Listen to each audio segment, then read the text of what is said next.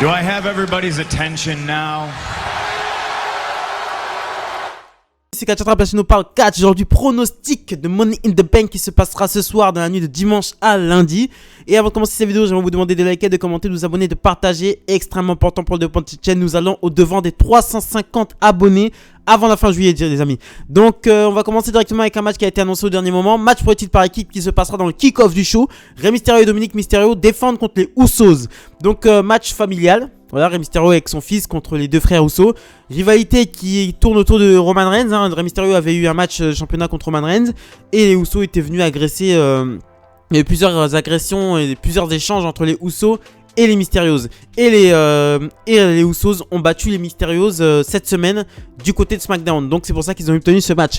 On aura du très bon catch. Surtout là, les gars, il y aura du public. Donc là, ça change tout. Ça change absolument tout. On pourra vraiment voir les réactions. Qui est aimé, qui est détesté. La dernière fois à SmackDown, les faces étaient acclamés et les heels étaient hués. Première fois que je vois ça. Donc là, on va voir. Donc ça va être du très très bon. Là, à mon avis, d'habitude, je vais pas vous mentir, je regarde pas les kick-offs. Voilà. Moi, je regarde quand c'est du sérieux, je regarde quand ça a un impact. Là, je pense pour une victoire je pense des Usos. Je pense que la famille de Roman Reigns à Money in the Bank prendra tous les titres du côté de SmackDown. À part le titre intercontinental, mais le titre intercontinental n'est pas défendu. Donc je pense pour une victoire des Usos. Et concernant le gagnant, je pense pour une victoire des Usos.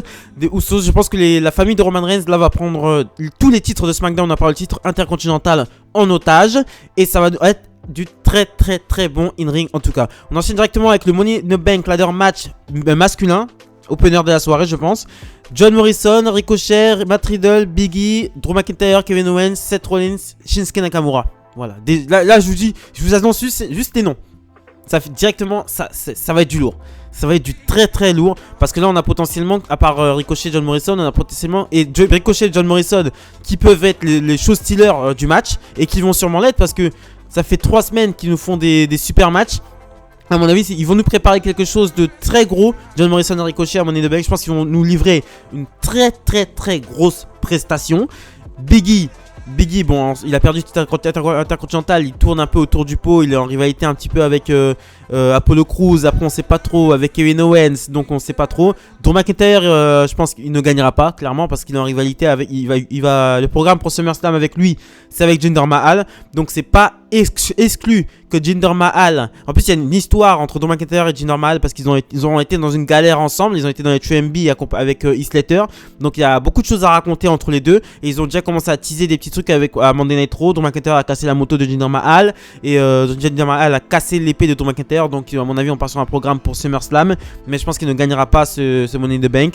Kevin Owens qui est un peu dans les limbes en ce moment. Bon, il met des stunners un petit peu à tout le monde. Mais ça commence à tourner un petit peu en rond. Kevin Owens, pour moi, ça commence vraiment à tourner en rond en tant que face.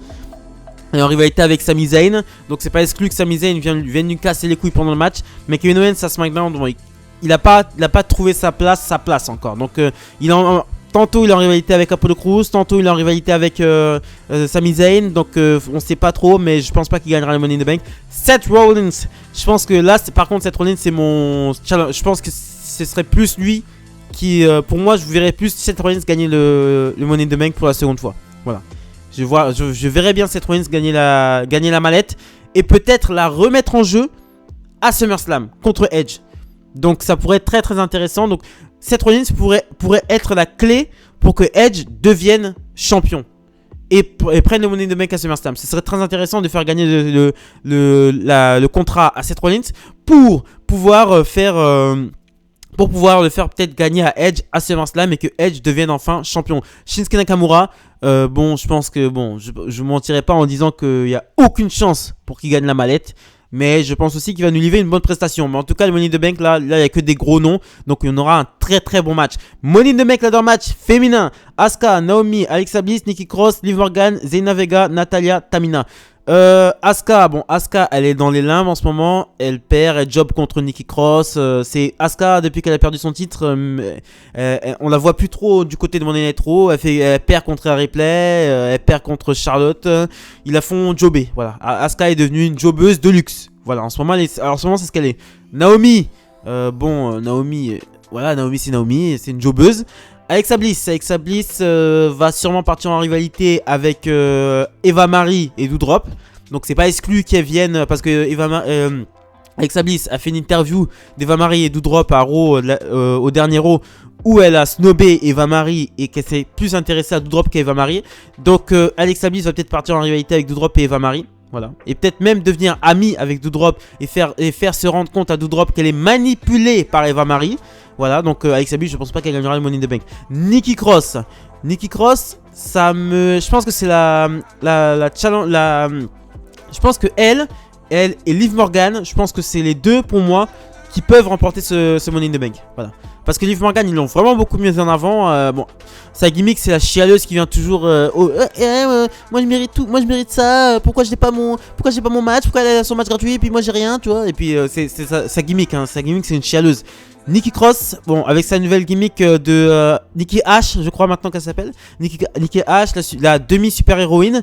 Je pense qu'elle va voler et qu'elle va attraper cette mallette. Je pense vraiment, Nikki Cross, je pense qu'ils vont faire quelque chose d'intéressant. Je pense qu'ils n'ont pas repackagé pour rien du tout. Et je pense que ça va mener à quelque chose. Donc, Zelina Vega est revenue il y a 2 semaines, mais c'est anecdotique, hein. Elle a jobé 2 fois, je crois. Non, elle a jobé 1 fois et 2 fois elle s'est fait exploser par Tamina et Natty Hart. Natalia et Tamina sont championnes par équipe, donc je ne pense pas qu'elles puissent gagner. Donc, on enchaîne directement avec le titre par équipe de Raw qui sont remis en jeu. AJ Styles et Omos contre les Viking Riders. Rivalité complètement anecdotique. Moi, ça m'intéresse pas. Franchement, je vais pas faire le mytho. Dès qu'il y a les Viking Riders dans une rivalité, ça m'intéresse pas. Ça m'intéresse, mais pas du tout. AJ Styles et Omos en tant que champion par équipe, je croyais que ça allait le faire, mais ça ne le fait pas du tout. Tout simplement parce que AJ Styles ne catche plus.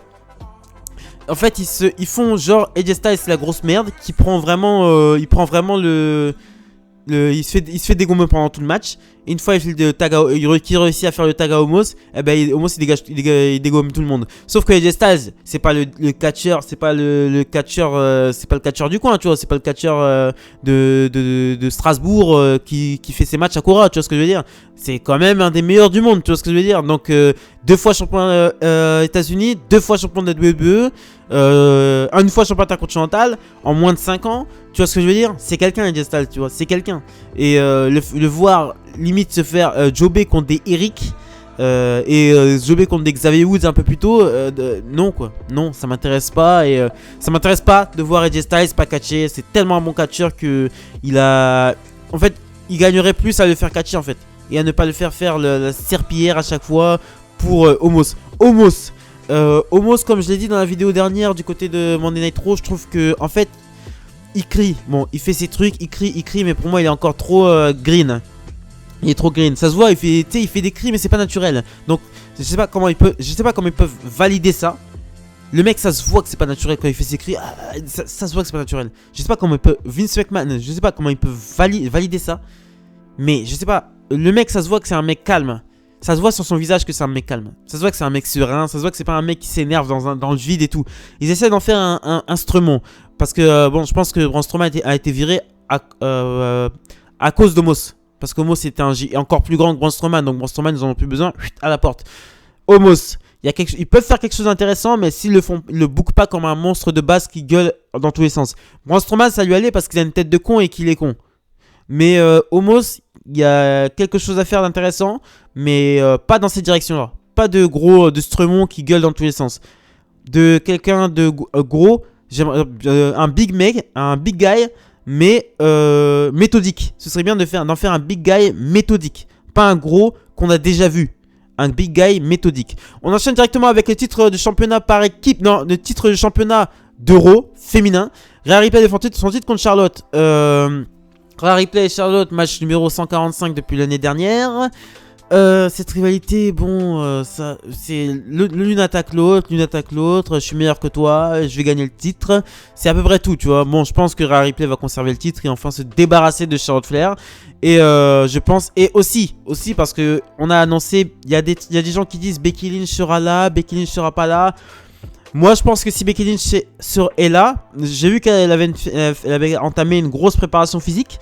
Je pense qu'elle sera dans le public. Je pense que Becky Lynch sera dans le public, un truc comme ça. Mais je pense pas que Becky Lynch va intervenir. Mais après, on n'est jamais à l'abri de rien. Il y a énormément de retours qui doivent se faire. Il y a 2 hauts noms qui ont été annoncés aussi. Donc on va en parler. Donc on enchaîne directement avec le titre pour... bon, victoire pour moi, Rhea Ripley. Hein. Comme ça, c'est clair. Match pour le titre de championnat WWE. Bobby Lashley défend son titre contre Kofi Kingston. Rivalité, bon... ça m'a pas fait rêver. Ça m'a pas fait... En fait, la rivalité, elle a plus tourné autour de Xavier Woods. En fait, Bobby Lashley a blessé Xavier Woods. Et Xavier Woods est revenu prendre sa revanche cette semaine. Et entre temps, il y a eu quelques petits trucs avec Kofi Kingston, des échanges de promos, etc. Et Bobby Lashley s'est débarrassé en fait du bling bling autour de lui pour redevenir la machine qu'il était avant. Moi, c'est un truc qui m'a vraiment dérangé à Monday Night Raw, c'est que Xavier Woods, du jour au lendemain, un mec il devient un main eventer, il démonte tout le monde quoi. Le mec il défonce Bobby Lashley quoi, il domine Bobby Lashley quoi. Non mais c'est invraisemblable, mais comment ils ont pu booker ça quoi.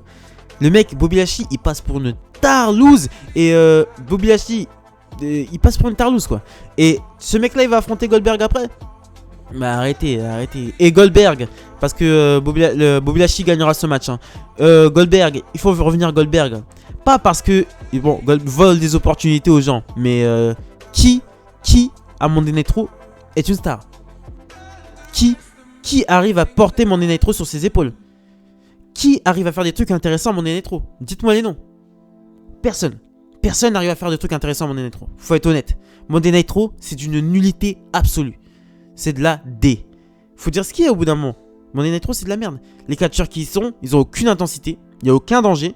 C'est pas une question, même s'il y aurait eu un bon booking, ça marcherait pas. Mais clairement, même si ce serait bien écrit, ça marcherait pas. Les catcheurs n'ont pas assez. Ils sont pas assez méchants. Ils ont pas la niaque. Ils ont pas la niaque. À SmackDown, il y a un minimum. Les catcheurs ont un minimum. En fait, un minimum d'ego. Ils veulent un minimum être le meilleur. Tu vois, quand tu vois Sami Zayn qui job tout le temps, mais qui fait des promos de mongol, tu te dis, ce mec-là, voilà, tu vois ce que je veux dire? Même si tu le fais jobber, mec, il te fait de promo de mongol. Il fait une promo de malade mental, tu vois. Voilà. Apollo Crews, gimmické à fond, mais il le fait bien, tu vois. Alors que l'année dernière, quand il était à Raw, c'était vraiment le catcheur en slip de base, tu vois. Monday Night Raw, il n'y a personne. Et heureusement, j'ai envie de te dire, heureusement qu'ils font venir Goldberg à Monday Night Raw. Heureusement. Parce que là, c'est terrible ce qui se passe à Monday Night Raw. Ils sont obligés de faire venir Goldberg. C'est obligatoire. Pour essayer de relancer les ratings à Raw. Parce que c'est horrible. Il ne se passe rien. Ils volent des opportunités. C'est ce que je disais avant. Mais dans un cas comme ça, dans un cas d'extrême urgence, ils sont obligés de faire venir les gros noms pour SummerSlam. Vous allez faire quoi à SummerSlam? Drew McIntyre comme Bobby Lashley? Oui, on aurait pu faire venir Finn Balor, mais trop tard, maintenant il est à SmackDown. Moi, ça m'aurait bien plu un Finn Balor, Bobby Lashley pour SummerSlam. Ça m'aurait bien plu. Mais ils ont décidé de le mettre à SmackDown. Mais c'est obligé de faire venir Goldberg. Et déjà pour vendre des billets, pour faire vendre à mort, parce qu'ils ont besoin de se remettre. C'est pas le tout de faire revenir du public. Il faut relancer un intérêt pour le public. Et tout simplement parce que Goldberg contre Lashley, ça fait une grosse affiche. Je suis désolé de vous le dire, les gars, mais au bout d'un moment, il faut parler business. Voilà. C'est pas un Drew McIntyre, Jinder Mahal que tu vendras quelque chose. Hein. Goldberg, il fait vendre directement. Tu dis Goldberg, tu dis Bobby Lashley, ça fait vendre. Tu dis Drew McIntyre, Jinder Mahal, tu MB, tu vois, c'est un peu plus compliqué. Donc, Bobby Lashley gagnera ce match, mais ce sera un très bon match parce que la dernière fois, il y a eu un match entre Kofi Kingston et Bobby Lashley. On a pu voir ce que ça donnait les deux ensemble sur un ring. Et ça marche très bien. On enchaîne avec le main event of the evening. Donc, match pour le titre universel. Roman Reigns défend son titre contre Edge. Edge a fait son retour il y a à peu près 3 semaines. Gonflé comme jamais. Vraiment une préparation physique de malade mental. Et l'histoire du match, le truc, c'est que en fait, je dis que voilà, WrestleMania, il n'a pas pris le pin. Il n'a pas pris le pin à WrestleMania. Donc, il demande. Et il n'a pas eu son match solo depuis le Royal Rumble. Donc du coup, il a demandé son match. Il a demandé à avoir un match de championnat. Seth Rollins, il a demandé à avoir un match de championnat qu'il a obtenu. Seth Rollins avait gagné un match contre Constance Cesaro et avait été décidé. Il voulait aller affronter Roman Reigns à Money in the Bank. Il avait demandé à Adam Pearce. Adam Pearce lui avait dit que la décision était en suspens. Et donc Edge a pris en gros la place de Seth Rollins. Seth Rollins s'est frustré par rapport à ça. Et il y a eu beaucoup d'échanges entre Seth Rollins et Edge en backstage, qui laisse les prémices d'une grosse rivalité qui va se passer à SummerSlam. C'est un match qu'on attendait depuis à peu près 7 ans, d'à peu près depuis 2014, où Seth Rollins avait failli exploser le coup de Edge contre la mallette. Donc il y a une histoire à raconter entre les deux. Et surtout le fait est que en fait, Edge a éliminé Seth Rollins en dernier, je crois, pour gagner le Rumble. Il a éliminé Seth Rollins en dernier. Donc, en fait, il y a une longue histoire entre Edge et Seth Rollins. En fait, la rivalité, ce qui a été le plus intéressant, c'est pas Edge et Roman Reigns, mais c'était Edge et Seth Rollins pour moi. Voilà, les échanges entre les deux étaient extrêmement intéressants en backstage, ils n'arrêtent pas de se taquiner. Voilà, donc et Roman Reigns est dans cette rivalité et Edge a fait abandonner cette semaine Roman Reigns parce que maintenant Edge place un crossface avec le pied d'une chaise qu'il met autour de la bouche de la personne. Il l'a fait à Jey Uso, il l'a fait à Jimmy Uso, il l'a fait à Roman Reigns et il a fait abandonner Roman Reigns devant le public. Voilà, donc je pense que il y a moyen que si Seth Rollins gagne la mallette, il va vouloir encaisser. Et s'il veut encaisser, ça va niquer le match. Et je pense que Seth Rollins va gagner la mallette, va essayer d'encaisser sur Edge, sur Roman Reigns. Edge va essayer de l'en empêcher, ça va partir en couille. Mais je pense que Seth Rollins va gagner la mallette. De toute façon, pour le booking, ce serait mieux que Rollins gagne la mallette, tente de cash in sa mallette, déconcentre Edge. Roman Reigns en profite pour placer soit sa guillotine, soit son spear et gagne le match. Mais Roman Reigns gagne le match tout simplement parce que John Cena a été annoncé à demi-mot à SmackDown du 27 juillet, il me semble, hein, attendez. Je veux dire ça, mais ouais, ouais, un truc comme ça, du 23 juillet, John Cena arrive. Sa série est terminée et il est sur les starting blocks parce qu'on part sur un programme pour SummerSlam. John Cena contre Roman Reigns. Et il se peut même que John Cena vienne carrément ce soir. Allez, je suis fou. Il paraît qu'il peut même que John Cena vienne ce soir, qu'il soit dans les tribunes avec le public. Mais voilà, ça va être un très bon show. Voilà, pour conclure. Ça va être un très très bon show avec beaucoup il y a beaucoup d'attentes sur ce show.